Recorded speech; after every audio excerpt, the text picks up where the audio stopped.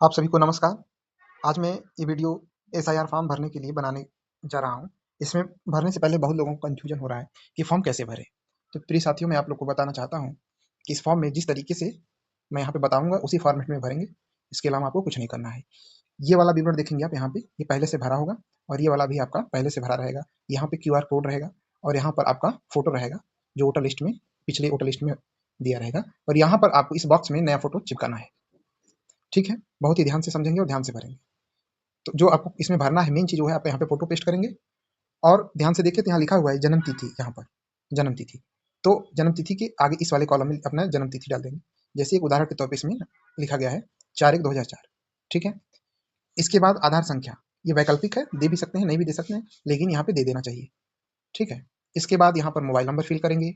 Mobile number fill करने के बाद जिसका भी फॉर्म है उसके फादर का यहाँ पे नाम हो, जो कैंडिडेट यहाँ भर रहा है उसका नाम यहाँ पर दिया रहेगा, ग्राम सभा नाम इसमें दोनों में दिया रहेगा, तो उसके पिता का नाम यहाँ पे रहेगा और पिता का ईपिक आईडी नंबर।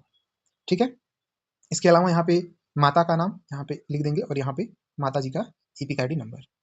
इसके बाद है पति या पत्नी का नाम, तो यदि आप शादीशुदा हैं, पुरुष हैं, तो अपनी पत्नी का नाम यहाँ लिख देंगे और उसका जो है ईपिक आईडी नंबर यहाँ पे लिखेंगे। ठीक है, पत्नी का, और पत्नी अगर है तो पति का लिख देंगे। अब जो सबसे महत्वपूर्ण चीज है वो आपको ध्यान से समझना है, ये वाला बॉक्स और ये वाला बॉक्स, ये बहुत ही महत्वपूर्ण है। इसमें क्या करना है आपको, 2003 में जो एसआईआर हुआ था उसकी लिस्ट जो है नेट पे अवेलेबल है, ईसीआई की वेबसाइट पर।